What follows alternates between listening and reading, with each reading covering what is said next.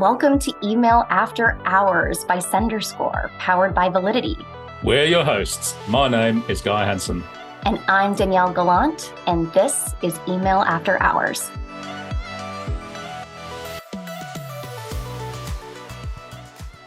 We're going back to our Email After Hours topic roots on today's episode: success measurement, data, and personalization. These three critical elements are key to the success or failure of any email program.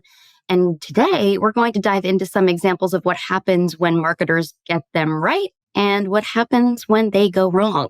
Our guest today is Edward Cunningham. He's Senior CRM Data and Campaigns Manager at one of our favorite Validity customers, Vision Express. Ed's navigated the intricate world of customer relationship management and marketing campaigns with remarkable skill, from dealing with those inevitable apology emails to mastering the balance of personalization. He's got a treasure trove of stories, anecdotes, insights, and we're really excited to hear about some of his most memorable moments in the world of email, the unexpected insights he's gained, his strategies for making email marketing truly impactful. Welcome to the show, Ed. It's great to have you with us on Email After Hours today. Thank you very much for having me, both of you. Much appreciated. And we kick every episode of the podcast off with a bit of an icebreaker. So let's start with a fun one before we get into the email and the chaos. And if your journey in email marketing were a classic movie, which one would it be and why? I think it's going to come across as really negative, but it isn't. So Groundhog Day would be my choice. Like I said, it sounds negative. I don't mean it in that way. So it's a sense of the repeating rhythm. It's getting up, trying something, seeing how it works. I mean, measure it. What can we do differently this time? And then repeat. Maybe we have an automated campaign, for example, it's going out every day. No reason why we can't improve that. So every day we're letting that go out. We're seeing the results of it. Maybe we run some A/B testing, then implement it the next day. Yeah, so like I say, it sounds more negative than I intend it to be. I don't know, Ed. Mine was going to be the good, the bad, and the ugly. So I feel like... Guy, do you have a? I was leaning towards Psycho, but another story. We're all on the same page today. That's what's important.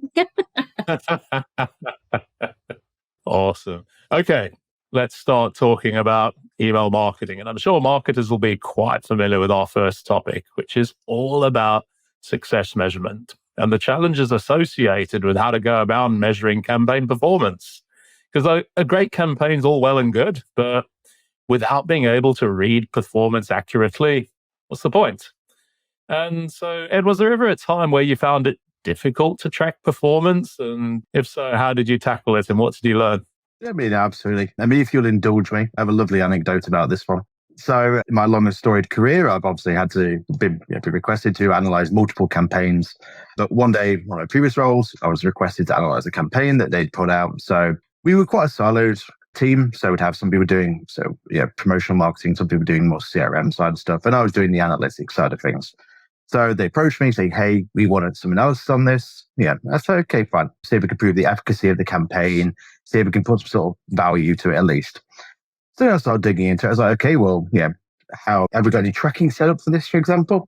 No, there's no tracking set up. Okay, fine. Is there a voucher that customers are redeeming in our clubs?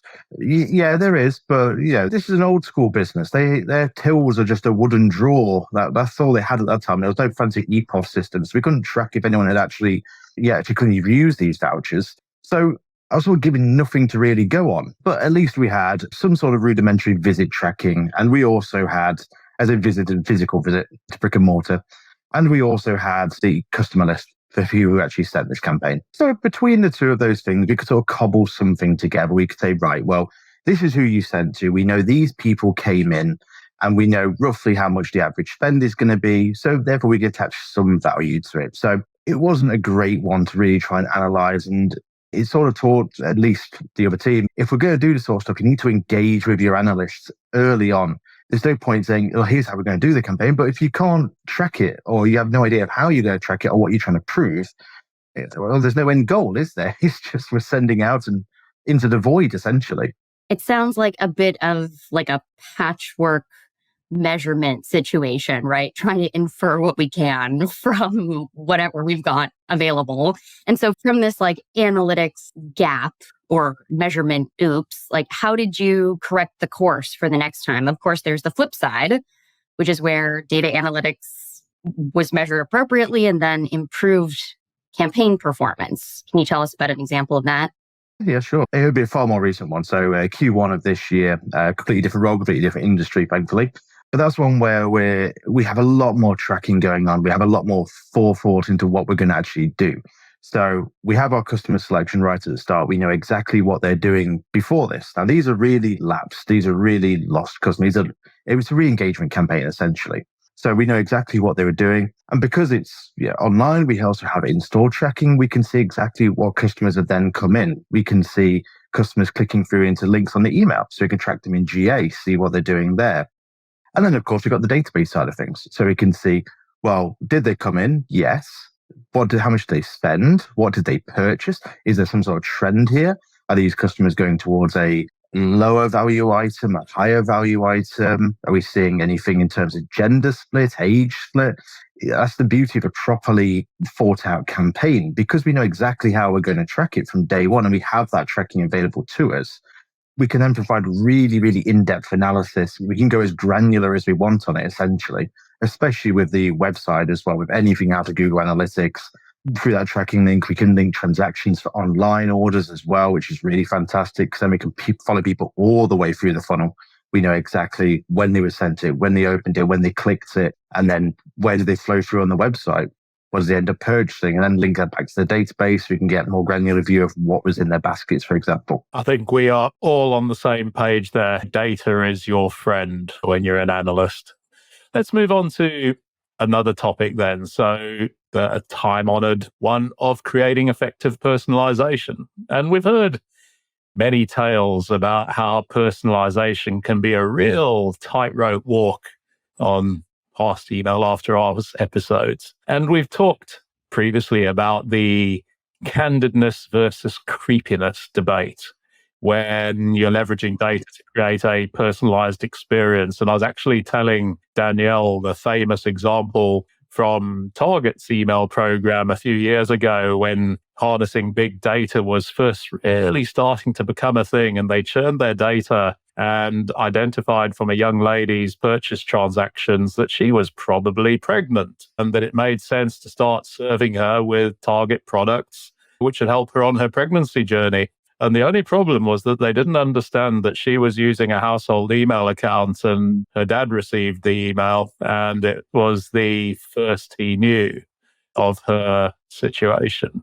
So I'm sure nothing as extreme as that, Ed, but have you ever had a situation where personalization that you're using in your email program backfired? Oh, absolutely. A few years ago, I was working for a health food company. And this was at the time when Spotify Wrapped was coming out and it was all the rage. Everyone wanted a piece of that, serving this really rich data to their customers and users. And we decided, hey, it's coming towards the end of the year. Let's do a similar thing for our email marketing. Now, again, it's a well-built database side of things, so we could see exactly who's purchased what. And because we also had it linked to our product database, we knew stuff like how many calories were in an item, what was the fat content, etc. So we decided it'd be really cool to do a wrapped sort of thing where it was, okay, rather than purchasing Domino's or Pizza Hut, for example, you've bought this many of our brand of pizzas. So you've saved this many calories. You've had this much fat content this year. At the time, we were really proud of it because it was a really cool piece of sort of personalization. And then after a while, we started seeing some of the backlash a little bit on Twitter where people were saying, what? Like, this is really creepy. Like, why are you telling me how many calories I've consumed this year and how much I've saved versus shopping in Tesco or Sainsbury's and buying from you? People just found it a bit intrusive. So the lesson there was just because we have the data doesn't mean we should necessarily always use it. But from an analyst's point of view, I really enjoyed that. I thought it was really cool. I'm a big fan of the Spotify Wraps and anything like that. So yeah, I thought it was cool. Customers, not so much. I think anybody who was calling you out for or saying this is like a bit creepy was really like, please don't tell me how much fat I've consumed over the last. Yeah. It reminds me of like Uber Eats. Okay. Like they'll do like an end of year something. It's like, you've made this many orders and you just want to crawl into bed about it Yeah. sometimes. I mean, there's obviously Monzo. Monzo does the same thing now where they have an end of year wrap up. And I could not have dismissed that notification any quicker if I tried, frankly. I live next door to a small Sainsbury's and I'm convinced I'd probably spent a sizable chunk of money there, probably a house deposit's worth over the years. And I don't need to be reminded of that. Yeah, I'm agreeing with you. I'll tell you what, it does work though. I mean, sort of digressing from our conversation for a second, but I'm one of those people, man, I just have to see a cheeseburger and I put on weight. And I was in McDonald's a little while back and I was thinking about getting myself a Big Mac with the trimmings and suddenly saw, and this is going to be 3,000 calories. And I'm thinking, whoa, that's like more than my whole daily allowance. And I couldn't bring myself to do it. Yeah. Well, I mean, and obviously, and ultimately, you're in good company as a marketer when you make an error like this, right? The thought is good, perhaps the reaction isn't. And one of our pet topics is the art of the oops email, right? Sending that apology. And perhaps contrary to what most marketers might think as they kind of get the dread heart as they're preparing this campaign where they have to apologize to some group of subscribers. These campaigns can actually be highly successful from an engagement perspective. Have you ever had to send an oops email, and then what was the outcome of that? So yes, but again, I'd like to just tell a story, if you don't mind, about one of my oopses in my long and storied career. Very early on in my days of sort of campaign building, I made a cardinal mistake where rather than sending to really, really lapsed customers, I sent to really, really recent customers, effectively subsidizing their next visit. So rather than re-engaging customers getting to come back in, I just rewarded our most loyal customers for no good reason. It was a simple mistake of just getting a less than a greater than symbol the wrong way round. I very much learned from that lesson. And thankfully, it's never happened again, touch wood. That was on course to cost us a significant amount of money. Thankfully for me, it ended up driving a positive ROI eventually. Not a huge ROI, but it was still positive. So that was a very big lesson for me, especially when the CEO decided to come into our weekly marketing meeting asking, right, who's Ed? And I just sheepishly put my hand up, like, that's me, that's me, sir. And luckily, he was a fantastic CEO. He said, look, I understand these mistakes happen. I understand we've learned from this now. It's never going to happen again. And if we're going to fail, let's fail fabulously. If we're going to do it, let's at least learn from these mistakes. So yeah, that taught me a lot. It taught me a lot about owning up to things, sort of holding my own as well. Say, yes, this is my mistake. I own this. Here's what I've learned from this. And this is why it would never happen again. And obviously, I got quite lucky. But in terms of having to send out apology stuff, so again, there's a few more recent examples of incorrect information going out to customers. So direct mail, for example, where we put some incorrect information on there. No, nothing data breachy or anything horrific like that, just incorrect. And it can worry customers, I find. So we had to send out an apology to those customers and just let them know, hey, don't worry, nothing's been breached. And obviously, it's about how much you do tell them. If you tell a customer, don't worry, we haven't breached any of your information, they're suddenly going to think, well, why are you telling me this?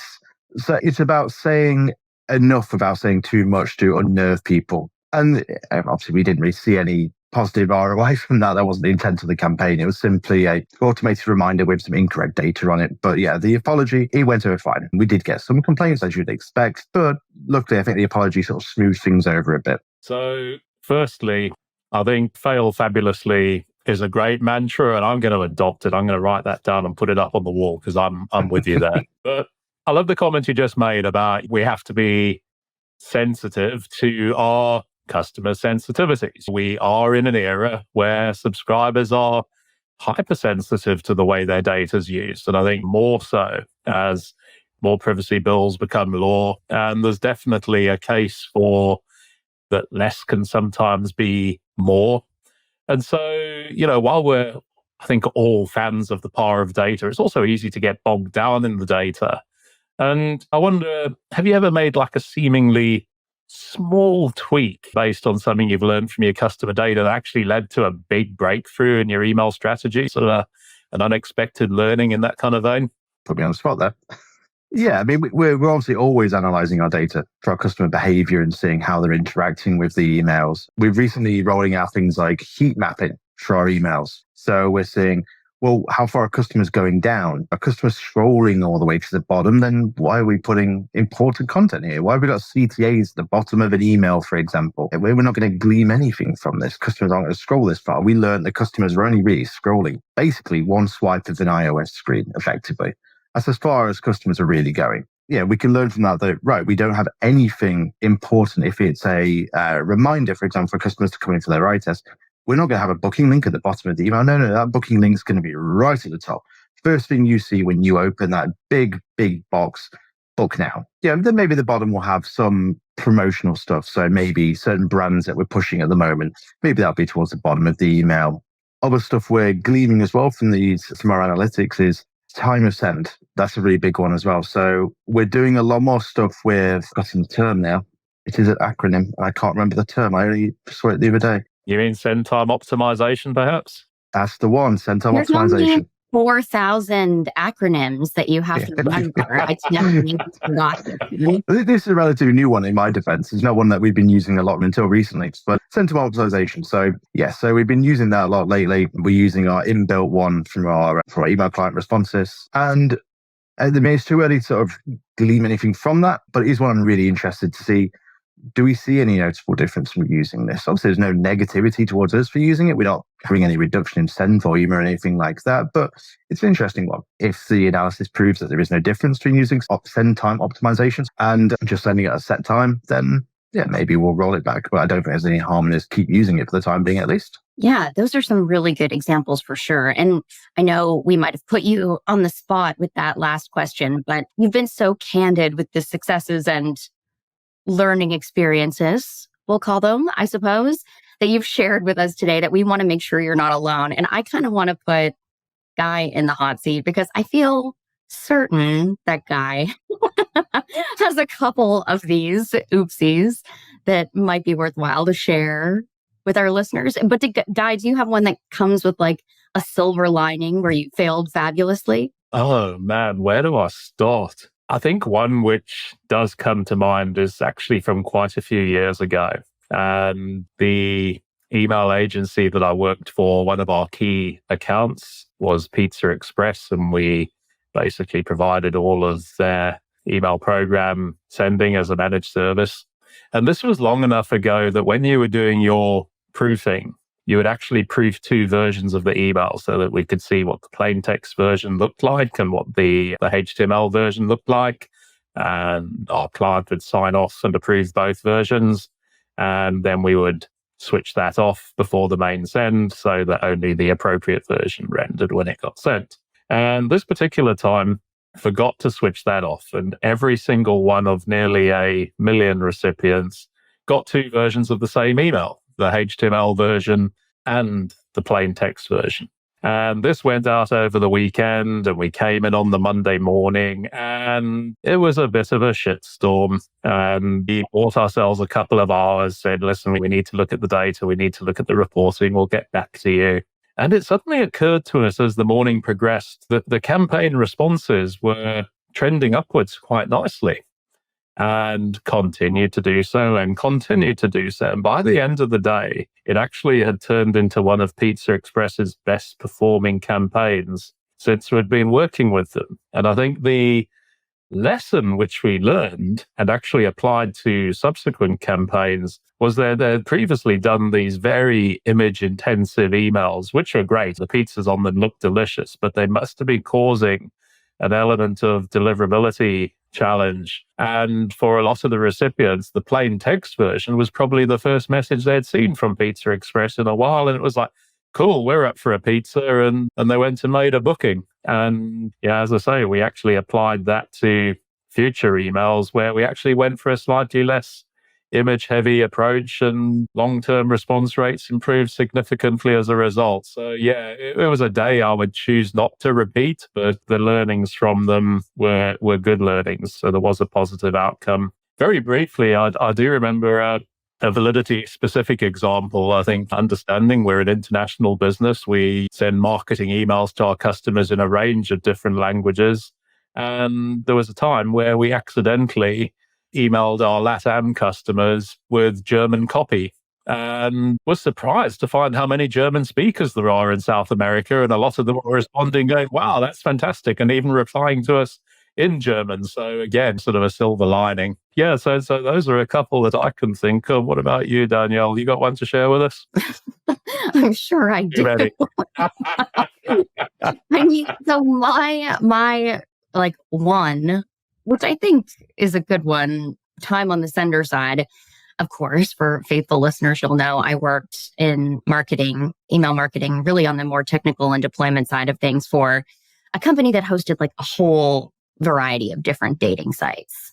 And every day, essentially, we had a couple of different segments that would receive campaigns, whether they were former members, not yet members, or active members. And the copy would be provided to me. And then I would essentially be updating it and generating the email and sending it out.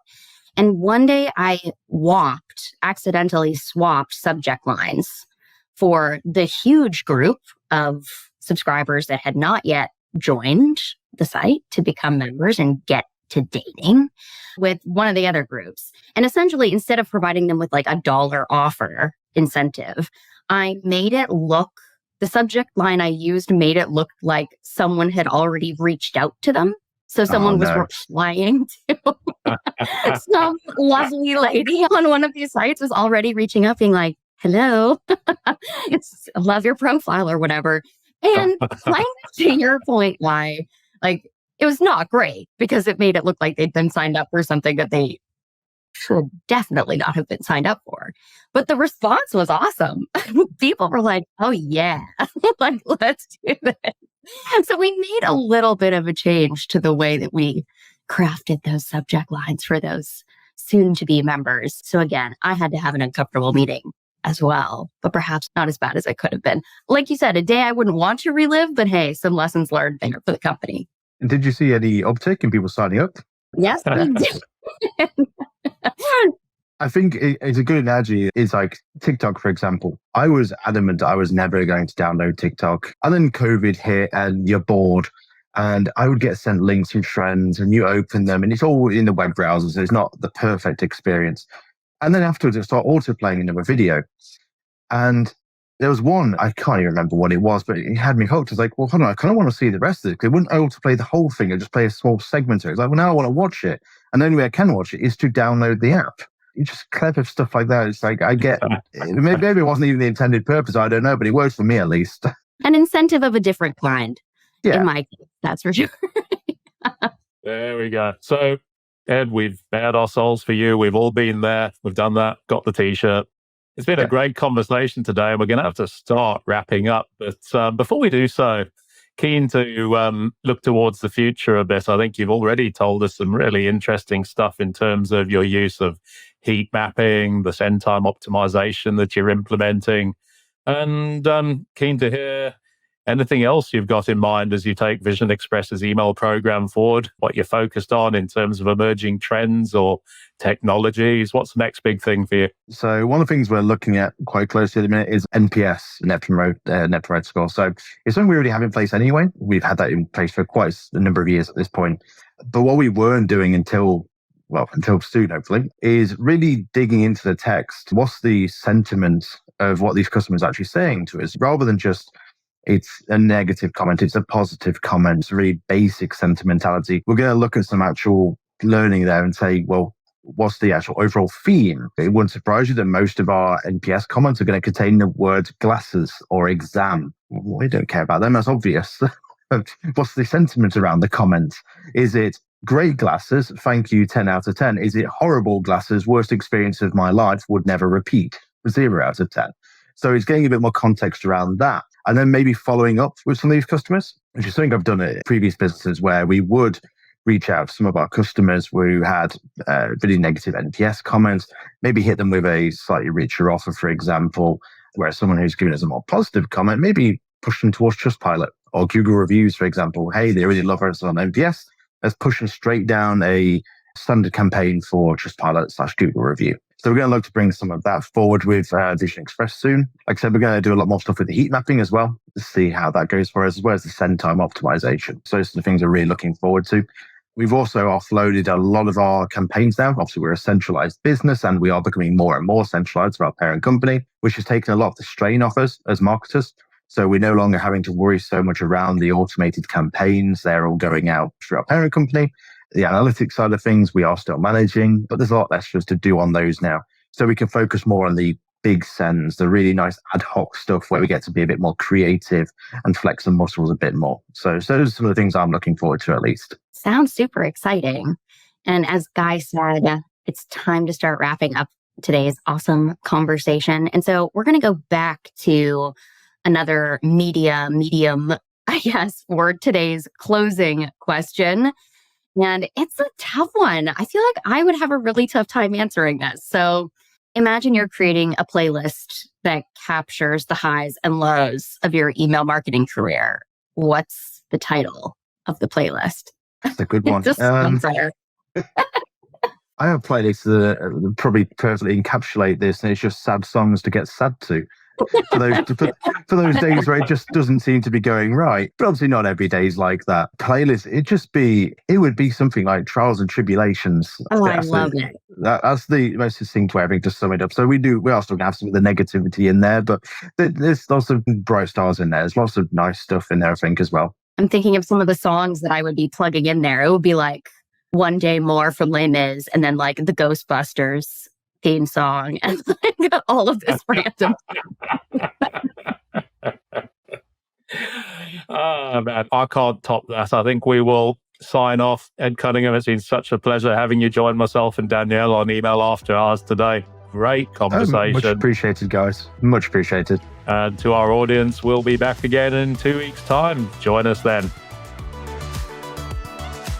Be sure to tune in next time and hit subscribe so you don't miss any future episodes. And don't forget to visit senderscore.com for loads more great resources to help you become a stronger sender. To all you sleepless senders out there, thank you for joining us after hours, and see you next time.